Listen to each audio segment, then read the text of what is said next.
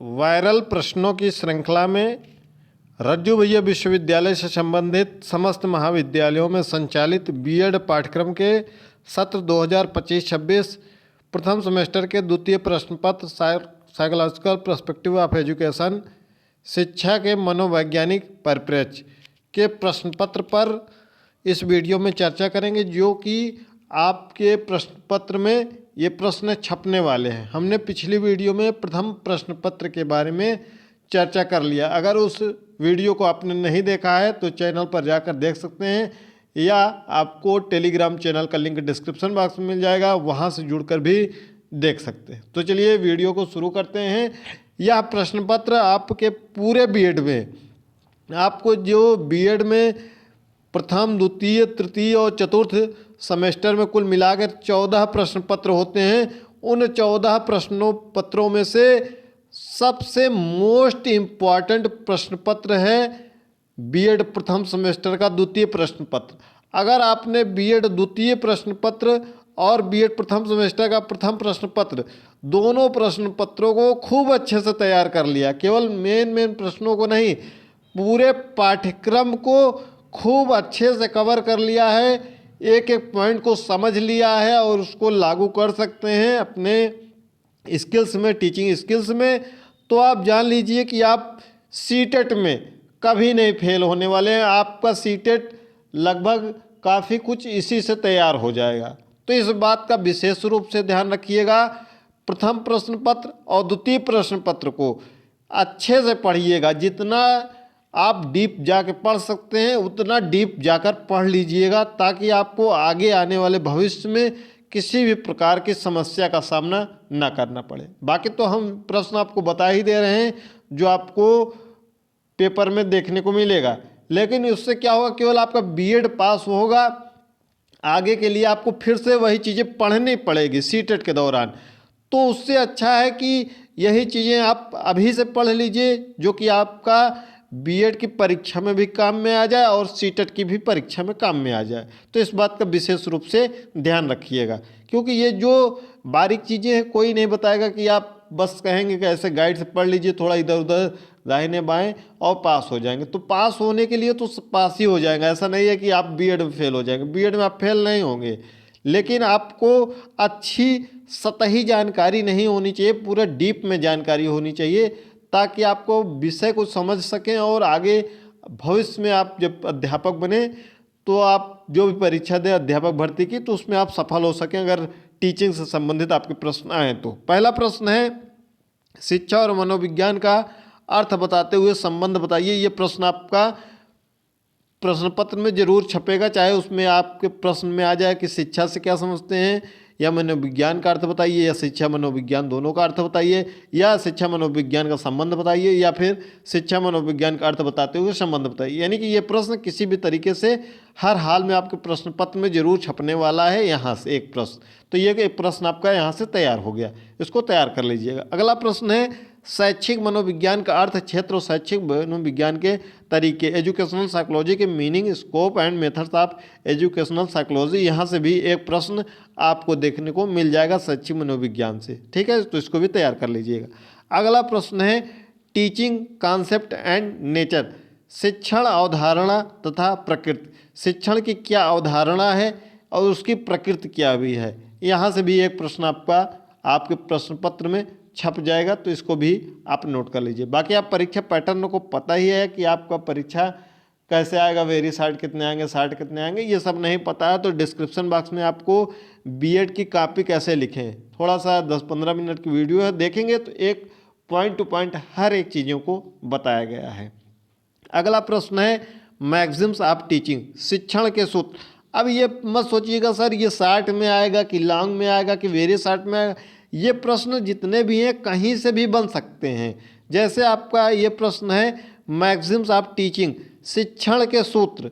अगर आपका जब शिक्षण के सूत्र वेरी शार्ट में आ जाएगा, वेरी शार्ट में आ जाएगा, तो जितने सूत्र हैं केवल उसको लिखना है, ठीक है। अगर यही प्रश्न शार्ट में आ जाएगा तो शिक्षण के सूत्र लिखना है और उसके बारे में 1-2 लाइन लिख देना है, ठीक है, क्योंकि 15-20 शिक्षण सूत्र है, 15-20 के आसपास में, तो इतना लिखेंगे तो 2 पेज हो जाएगा।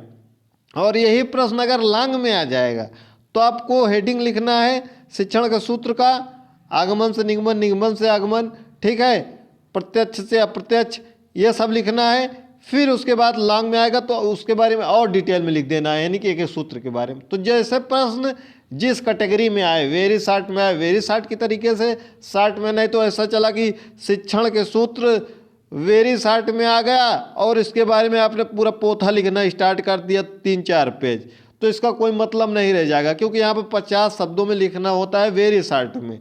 तो इस बात का विशेष रूप से ध्यान रखिएगा, इसी से आपके अंक बढ़ते और घटते हैं। अगर आप शब्द सीमा का विशेष रूप से ध्यान रखते हैं कि कितना शब्द हमको किस में लिखना है, तो आप बढ़िया नंबर गेन करेंगे। तो वीडियो आप मिल जाएगी डिस्क्रिप्शन बॉक्स में, वहाँ टेलीग्राम से जुड़ जाइएगा, वीडियो भी वहाँ से मिल जाएगी। आगे है शिक्षण के प्रतिमान और तरीके।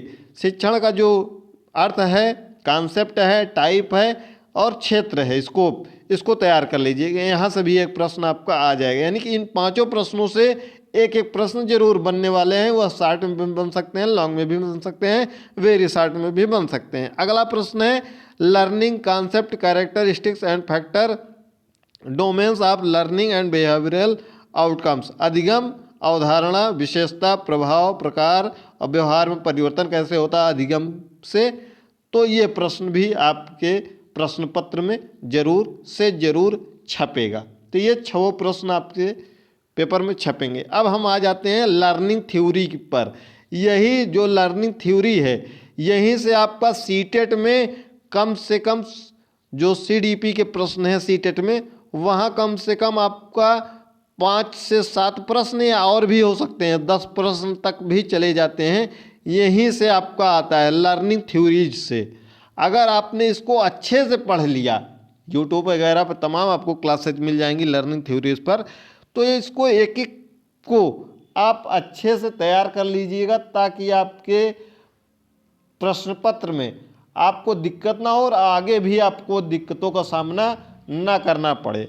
इसमें से सबसे महत्वपूर्ण आपकी जो थ्योरी है वह तो थॉर्नडाइक की थ्योरी है, उसके बाद पाउलो, स्किनर, ब्रूनर, गैने और ये गेस्टाल्ट, ये सभी ये एसआर थ्योरी में 3 आते हैं, ये कॉग्निटिव थ्योरी में आते हैं। लेकिन इसमें से आपको कौन सा पढ़ना है, अगर हम परीक्षा के दृष्टिकोण से देखें तो अगर आप आगे एग्जाम देंगे तो सभी महत्वपूर्ण है, लेकिन परीक्षा के दृष्टिकोण से देखें तो परीक्षा में आपके पाउलो और स्किनर ये 2 में से एक जरूर छपने वाले हैं, और इसमें ब्रूनर और गेस्टाल्ट में एक छपने वाले हैं। तो ये 4 में से 2 आपके प्रश्न पत्र में छपने वाले हैं, ठीक है। तो इनको तैयार कर लीजिएगा, वैसे तैयार सभी को कर लीजिएगा और अच्छे से तैयार कर लीजिएगा, इससे आपको आगे ही समस्या का सामना नहीं करना पड़ेगा। अगर आप YouTube चैनल पर नए हैं तो YouTube चैनल को सब्सक्राइब जरूर कर लीजिएगा, ताकि इस विश्वविद्यालय से संबंधित हर एक अपडेट और बीएड से संबंधित हर एक अपडेट आपको मिल सके। साथ ही साथ अगर आप प्रैक्टिकल की फाइल वगैरह चाहते हैं, वह सब फाइल वगैरह सब वीडियो बनी हुई है, प्लेलिस्ट बनी हुई है। सत्र 2020, सत्र 2021, सत्र 2022, सत्र 2023, सत्र 2024, ये 5 वर्षों के प्रश्न पत्र भी आपको मिल जाएंगे। पूरा प्लेलिस्ट बनी हुई है, लिंक आपको डिस्क्रिप्शन बॉक्स में मिल जाएगा। साथ ही साथ टेलीग्राम से अभी तक नहीं जुड़े हैं तो जुड़ना मत भूलिएगा। अगला प्रश्न है अधिगम का अंतरण कैसे होता है, उसकी अवधारणा या प्रकार, इससे भी आपका एक प्रश्न आ जाएगा, ठीक है। Transfer of learning concept, types of theories, इसमें से कहीं से भी आ सकता है, केवल हो सकता है कि अधिगम का अंतरण को समझाइए या अधिगम के अंतरण के प्रकार बताइए, ठीक है। तो इससे यह प्रश्न आ जाएगा। अगला प्रश्न है सूक्ष्म शिक्षण का अर्थ, अवधारणा, प्रक्रिया तथा सीखने पर प्रभाव, माइक्रो टीचिंग का concept, meaning, process and effect of learning, सीखने पर इसका क्या प्रभाव पड़ता है। वेरी वेरी वेरी इंपॉर्टेंट प्रश्न है, यह जरूर तैयार कर लीजिएगा, ठीक है। यहाँ से भी प्रश्न आपके सीटेट वगैरह में भी बनते हैं।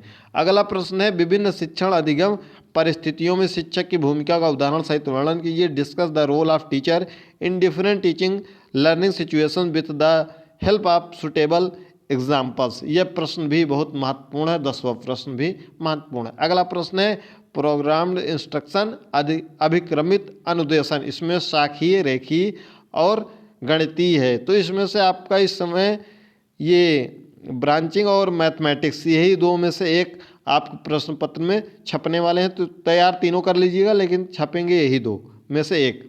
अगला प्रश्न है अभिप्रेरणा, अवधारणा, भाग, प्रकार और महत्व। इसको भी अच्छे से तैयार कर लीजिएगा। मोटिवेशन, कॉन्सेप्ट, ठीक है, कंपोनेंट्स, टाइप्स एंड इम्पोर्टेंस। ये अभी महत्वपूर्ण है, कैसे भी आपसे आ सकता है। अभिप्रेरणा का महत्व बताइए, अभिप्रेरणा का प्रकार बताइए, अभिप्रेरणा से क्या समझते हैं, अवधारणा स्पष्ट कीजिए। ऐसे करके प्रश्न आते हैं।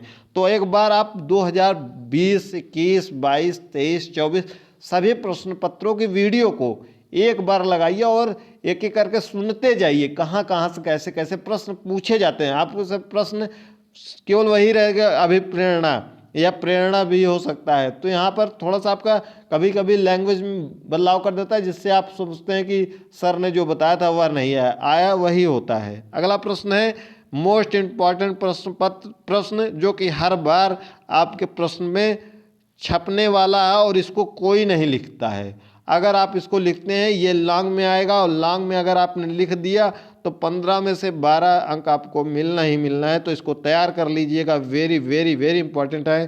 फ्लैंडर के अंतरक्रिया विश्लेषण द्वारा शिक्षण व्यवहार का विश्लेषण कैसे किया जाता है, स्पष्ट कीजिए। How teaching behaviour is analysed through Flanders interaction analysis example, ठीक है, उदाहरण सहित स्पष्ट कीजिए। तो इसको ठीक है, इसको बढ़िया से तैयार कर लीजिएगा। अगला प्रश्न है, अब हम टिप्पणी पे कुछ आ जाते हैं। एलसीडी प्रोजेक्टर है, ओवरहेड प्रोजेक्टर है जिसको हम ओएसपी कहते हैं, लैंग्वेज लैब है, ई लर्निंग किसको कहते हैं, आईसीटी का शिक्षा में उपयोग क्या है, कर्व्स ऑफ लर्निंग क्या है, ठीक है, सीखने का वक्र क्या है। तो यहाँ से 2 प्रश्न आपको टिप्पणी में से वेरी शॉर्ट में या फिर शॉर्ट में देखने को मिल जाएगा, ठीक है, टिप्पणी की तरीके से ये प्रश्न आपको देखने को मिल जाएगा। तो इसको तैयार कर लीजिएगा। तो जितना हमने प्रश्न बता दिया है, अगर एक एक प्रश्नों को आप तैयार कर लेंगे तो आपके इस प्रश्न पत्र में अधिकतर प्रशिक्षुओं के सबसे कम अंक बनते हैं। इसको आप बहुत अच्छे से प्रथम प्रश्न पत्र और द्वितीय प्रश्न पत्र को जिसने तैयार कर लिया वह समझ लीजिए, फिर आगे उसको बीएड में कहीं भी कोई भी दिक्कत नहीं होने वाली है, ये गारंटी। अभी आपके पास समय है, आपके पास किताब होगा, यूट्यूब पे बहुत से वीडियो हैं, आपको बताया गया होगा। तमाम वीडियो आप देखेंगे तो आपको यहाँ पर वीडियो मिल जाएगी। प्रथम सेमेस्टर और प्रथम प्रश्न पत्र और द्वितीय प्रश्न पत्र को खूब अच्छे से तैयार कर लीजिएगा, ताकि आपका आगे सीटेट में आपको बहुत ही कम पढ़ना पड़ेगा।